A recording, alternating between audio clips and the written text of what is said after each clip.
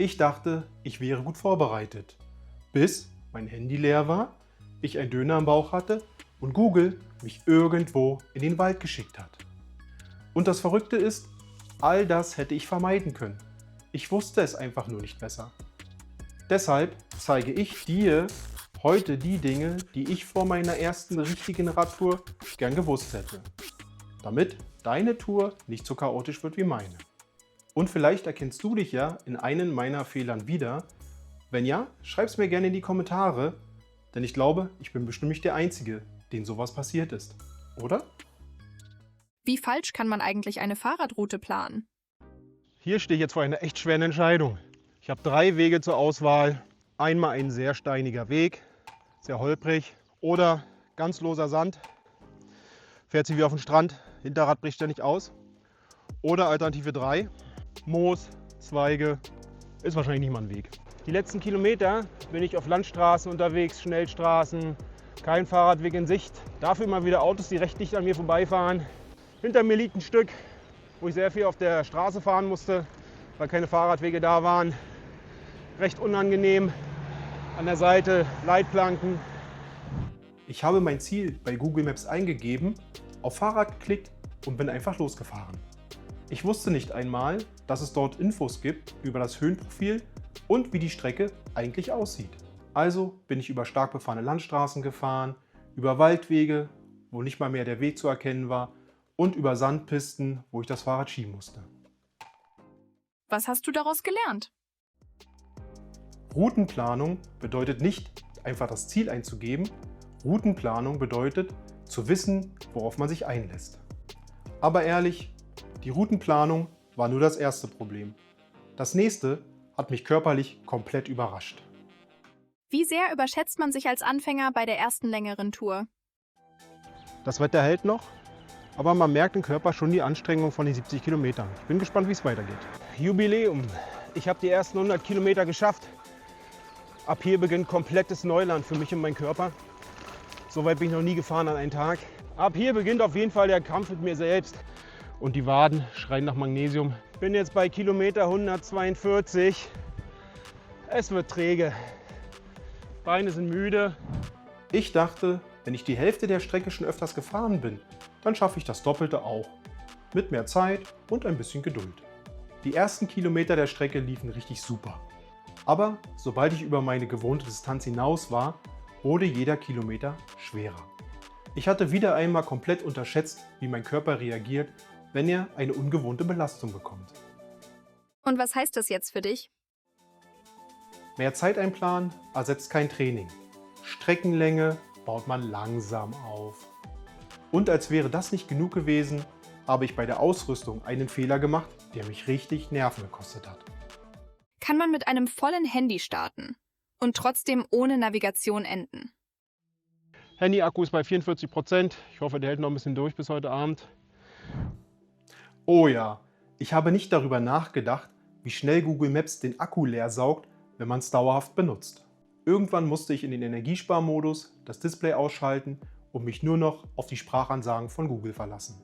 Und wenn Google sagt, dass du nach rechts abbiegen sollst und dann gleich wieder nach links, du aber eigentlich geradeaus fahren sollst, dann ist das maximal verwirrend. Irgendwann war der Akku komplett leer und ab da musste ich ohne Navigation einfach improvisieren. Aber wie willst du das ändern? Eine Powerbank ist kein Luxus, sie ist ein Rettungsanker. Aber akkulos zu fahren war gar nicht der schlimmste Moment, der kam erst nach dem Essen. Wie falsch kann man sich bei einer Tour eigentlich ernähren? Beim Fahrradfahren ist die Ernährung sehr wichtig.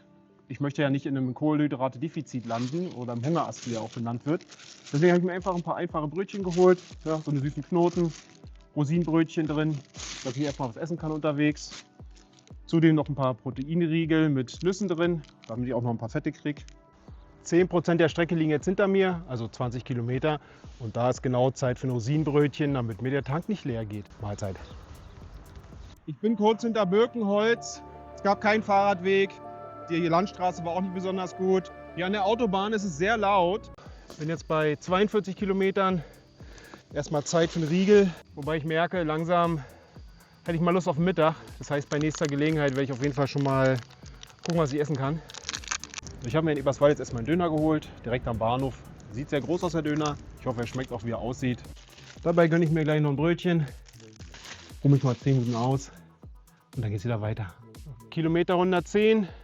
Mein letzter Snack ist schon 15 Kilometer her. Deswegen wird es jetzt wieder Zeit für ein Rosinenbrötchen. So, Kilometer 150. Ich brauche was zu essen.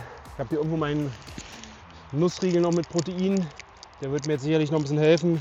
Weil ansonsten komplett der Körper ist einfach schon ziemlich erschöpft. Ja, ich muss einfach mehr Essen rein. Am meisten Probleme macht aktuell mein Magen. Oder zumindest die Magengegend. Ich bin einfach sehr voll. Die ganzen Brötchen, das viele Trinken. Das ist mein Magen einfach nicht gewohnt. Aber bevor ich im Hungerast ende, lieber mehr essen. Ich habe gedacht, viel Strecke, gleich viel Energie, gleich großer Döner.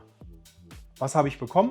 Einen vollen Magen, Müdigkeit und das Gefühl, dass ich kaum noch auf dem Rad sitzen kann. Und weil die Energie nicht kam, habe ich versucht, noch mehr zu essen. Trockene Weizenbrötchen. Die haben im Magen aufgequollen und alles noch viel schlimmer gemacht. Oh, das klingt ja furchtbar. Was war denn das Problem? Nicht jede Energie ist gute Energie. Fettige Mahlzeiten sind der Endgegner. Zum Glück gibt es wenigstens einen Bereich, den ich gut hinbekommen habe. Dachte ich. Gab es wenigstens etwas, das du richtig gemacht hast? Oh hi, der holprige Weg übrigens liegt jetzt hinter mir. Zähne habe ich zum Glück nicht verloren. Habe einfach die Zunge zwischen den Zähnen gehalten. Jetzt tut die Zunge zwar ein bisschen weh, aber die Zähne sind ganz. Ich ziehe nur ganz schnell alle Schrauben nach. Das hat mich schon ganz schön durchgerüttelt. Ja, nicht, dass mir was abfällt und ich nachher dann ohne Schrauben da stehe. Ja, ausgerechnet die Technik. Durch das Pendeln zur Arbeit hatte ich meine Routine. Luftdruck, Kette, Bremsen, Sattel, alles okay. Das war wahrscheinlich der Grund, warum ich die Tour überhaupt irgendwie zu Ende gekriegt habe. Wie hast du das hingekommen? Regelmäßige Checks zahlen sich aus, wirklich. Aber selbst wenn das Rad funktioniert, du selbst musst auch im Notfall vorbereitet sein. Braucht man wirklich ein Erste-Hilfe-Set auf einer normalen Tour? Ich dachte, nö, es ist Samstag, es sind ganz viele Leute unterwegs und die Apotheken haben offen. Aber wenn ich heute zurückdenke, war ich kilometerweit komplett alleine. Hätte ich mich verletzt, ich hätte nichts gehabt. Kein Pflaster, keine Reinigung, nichts. Was würdest du anders machen? Ein Erste-Hilfe-Set ist klein, leicht und unglaublich wichtig. Und ein Notfallkontakt im Portemonnaie ist genauso sinnvoll. Und auch beim Thema Kleidung habe ich gemerkt, wie schnell man etwas unterschätzen kann. Braucht man Regenkleidung, wenn der Himmel blau ist? Ich dachte, auf keinen Fall. Es wird ein perfekter Tag. Aber ich habe später realisiert, Wetterberichte ändern sich und Regenkleidung schützt nicht nur vor Regen. Sie schützt auch vor Wind, Kälte und plötzlichen Wetterumschwüngen. Was ist deine Erkenntnis daraus? Eine super leichte Regenjacke ist wie ein Sicherheitsnetz. Man hofft, dass man es nicht braucht, aber wenn, ist man dankbar. Okay, ich hätte nicht gedacht, dass man für eine Fahrradtour so viel beachten muss.